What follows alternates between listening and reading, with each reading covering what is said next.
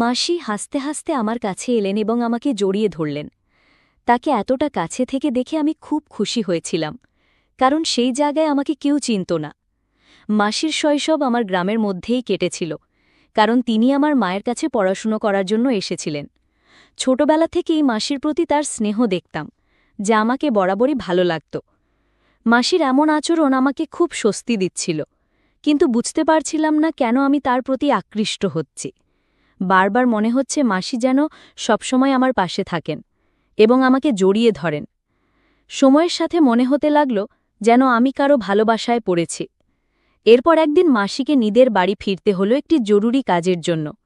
তিনি আমাকে সঙ্গেও নিয়ে গেলেন। তার বাড়িতে পৌঁছাতে রাত প্রায় ৮টা বেজে গিয়েছিল। বাড়িতে পৌঁছে মাসি বললেন, চলো কিছু খেয়ে তাড়াতাড়ি ঘুমিয়ে পড়ো, বাইরে প্রচণ্ড ঠান্ডা। আমি খাওয়ার জন্য না করে সরাসরি নিজের ঘরে চলে গেলাম। কিছুক্ষণ পর মাসি ঘরে এসে আমার বিছানায় একই কম্বলের নিচে বসে কথা বলতে শুরু করলেন। জীবনের নানা বিষয় নিয়ে তিনি আমাকে পরামর্শ দিচ্ছিলেন এবং তার স্নেহ মমতা প্রকাশ করছিলেন। তার প্রতিটি কথা আমার হৃদয়কে গভীরভাবে ছুঁয়ে যাচ্ছিল। তারপর হঠাৎ মাসি আমাকে, আমি একটি ছোট্ট গ্রামে থাকি। আজ আপনাদের সাথে আমার জীবনের একটি সত্য ঘটনা শেয়ার করতে চাই। কয়েক বছর আগে আমি এক আত্মীয় বিয়েতে তাদের গ্রামে গিয়েছিলাম। সত্যি বলতে বিয়েতে যাওয়ার বিশেষ ইচ্ছে ছিল না, কিন্তু মা বাবার জোড়াজড়িতে যেতে হয়েছিল। সেই গ্রামে আমার মাসির বাড়ি ছিল, তার নাম পূজা, এবং বিয়ের পর ৫ বছর কেটে গেলেও তার এখনও কোনো সন্তান হয়নি। মাসিও সেই বিয়েতে এসেছিলেন। আমি দূর থেকে তাকে দেখেছিলাম, কিন্তু তিনি আমাকে দেখেননি। তার শৈশবও আমাদের গ্রামের মধ্যেই কেটেছিল, কারণ তিনি আমাদের গ্রামের স্কুল থেকেই ১০ম শ্রেণী পর্যন্ত পড়াশোনা করেছিলেন। ছোটবেলা থেকেই মাসিকে আমি খুব পছন্দ করতাম, কারণ তিনি সবসময় আমার প্রতি খেয়াল রাখতেন। ৫ বছর পর মাসিকে আবার দেখলাম। বিয়ের কিছুদিন আগে শেষবার তাকে আমাদের গ্রামে দেখেছিলাম। এবার তাকে দেখে মনে হচ্ছিল যেন তিনি অনেক বদলে গেছেন। তার সৌন্দর্য দেখে আমি মুগ্ধ হয়ে গেলাম। তিনি যেন কোনো সিনেমার নায়িকার চেয়েও সুন্দর লাগছিলেন।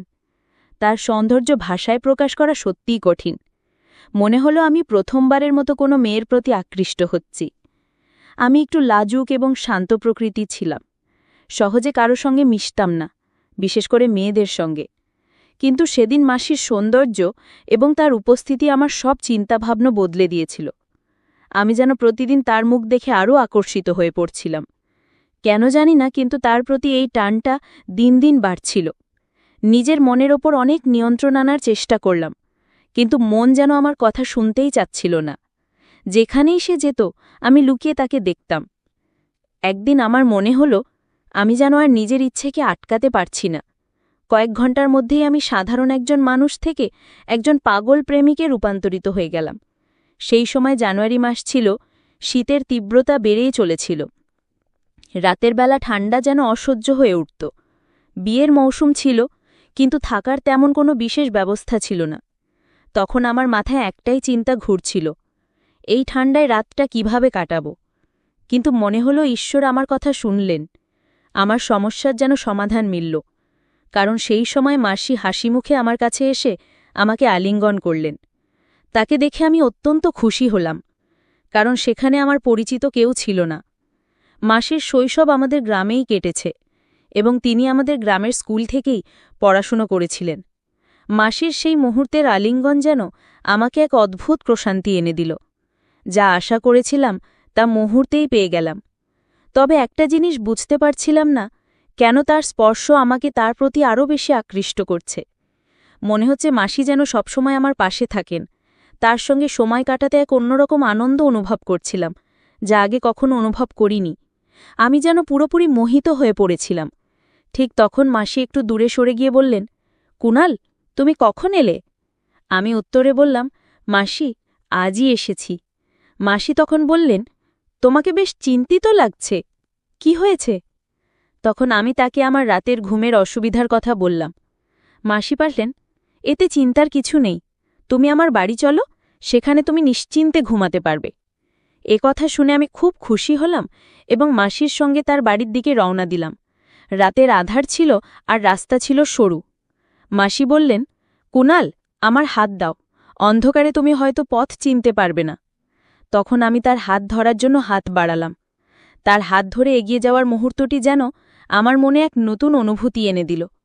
তার নরম হাতে হাত রাখতেই মনে হল যেন এক অদ্ভুত শক্তি আমার ভেতর জেগে উঠেছে। তার হাত ধরে হাঁটতে হাঁটতে আমার মনে এক অসাধারণ আনন্দ হচ্ছিল। আমরা ধীরে ধীরে হাত ধরে তার বাড়ির দিকে এগিয়ে চলছিলাম। পথে দেখতে পেলাম আরও কিছু লোক তাদের গ্রামে ফিরছিল। আমরা সামান্য দূর হেঁটে যাওয়ার পর দেখলাম ৫-৬ জন মহিলা নিজেদের মধ্যে কথা বলছে। তাদের কথা কানে আসতেই শুনতে পেলাম, একজন বলছে, শুনেছি তোমার মেয়ের কাল এঙ্গেজমেন্ট, পূজাকে ডেকো না, তা না হলে কোনো অমঙ্গল হবে। অন্য একজন বলল, এমন শুভ মুহূর্তে তো এমন কারো ছায়াও পড়া উচিত নয়, যাদের ভাগ্যে শুভ কিছু হয়নি। রাজেশকে ছিঁড়ে অন্য একজনের সঙ্গে নতুন সংসার শুরু করা উচিত বলে তাদের মধ্যে আলোচনা চলছিল। রাতের অন্ধকারে তারা বুঝতেই পারল না আমরা তাদের পেছন পেছন হাঁটছিলাম। তাদের কথা শুনে মাসি আমার হাত শক্ত করে চেপে ধরলেন। মনে হচ্ছিল যেন তিনি অনেক কষ্ট সহ্য করছেন। আমি এই কথা শুনে খুব কষ্ট পেলাম এবং বুঝতে পারছিলাম কতটা বেদনায় তিনি দিন কাটাচ্ছেন। কিছুক্ষণ পর মাসি হঠাৎ কান্নায় ভেঙে পড়লেন। তাকে এতটা ভেঙে পড়তে দেখে আমিও বিচলিত হয়ে পড়লাম। আমি তাকে থামানোর জন্য বললাম, মাসি প্লিজ থামুন। তিনি থেমে গেলেন। আমি তার কাঁধে হাত রেখে বললাম, মাসি এদের কথা শুনে মন খারাপ করবেন না। আপনি জানেন এতে আপনার কোনো দোষ নেই। আপনি খুব ভালো মানুষ। বিশ্বাস করুন একদিন সব ঠিক হয়ে যাবে। আমার কথা শুনে মাসি কান্না করতে করতে আমাকে জড়িয়ে ধরলেন এবং বললেন, কুনাল, এটা নতুন কিছু নয়, আমার সাথে এটা সবসময় হয়। এখন আর বেঁচে থাকার ইচ্ছে নেই। তার এই কথা শুনে আমি তাকে আলতো করে দূরে সরিয়ে দিয়ে তার মুখে আঙ্গুল রেখে বললাম, মাসি এমন কথা আর কখনো বলবেন না। আমি তাকে অনেকবার বোঝানোর চেষ্টা করলাম। কিছুক্ষণ পরে তিনি শান্ত হলেন।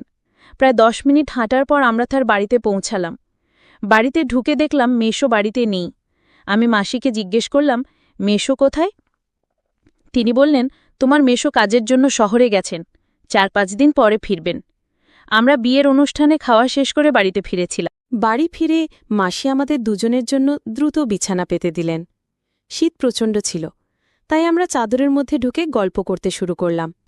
বিভিন্ন বিষয়ে কথা বলতে বলতে হঠাৎ আমি জিজ্ঞেস করলাম, মাসি এত বছর পরও আপনার সন্তানের কেন হল না?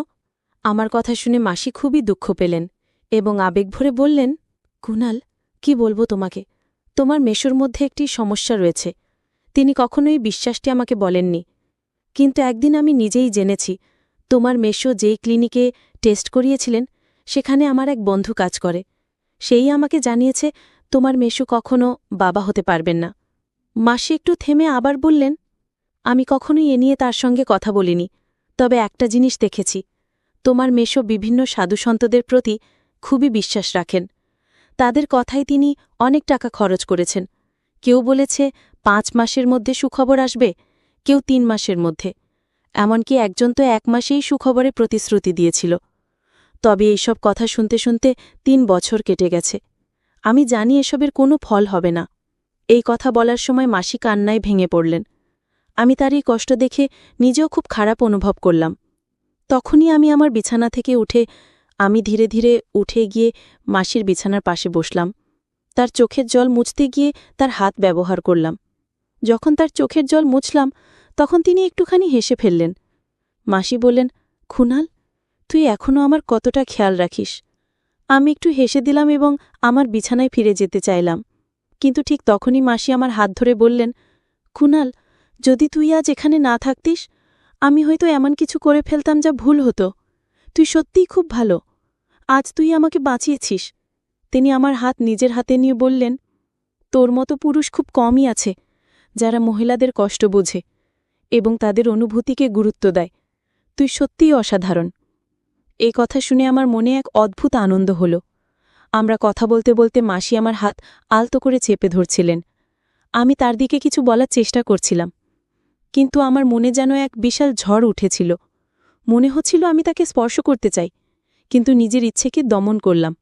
মাসি তখন হঠাৎ বললেন, যে মেয়ে কোর সঙ্গে বিয়ে করবে সে খুবই ভাগ্যবান হবে। তুই নারীদের সম্মান করিস এবং তাদের অনুভূতি ভালোভাবে বুঝিস। তিনি নিজে চিন্তায় ডুবেছিলেন, কিন্তু হঠাৎ আমার দিকে তাকিয়ে বললেন, এই ঠান্ডা রাতে তুই কিছুই পরিসনি? এমন চলবে না কুনাল, চাদরের ভেতরে চলে আয়, বাইরে খুব ঠান্ডা পড়ছে। এই কথা শুনে আমার হৃদয় দ্রুত স্পন্দিত হতে শুরু করল। আমি কিছুতেই বুঝতে পারছিলাম না যে এইসব কিছু কেন হচ্ছে। আমরা তখন একসঙ্গে একই চাদরের নিচে বসেছিলাম। মাসি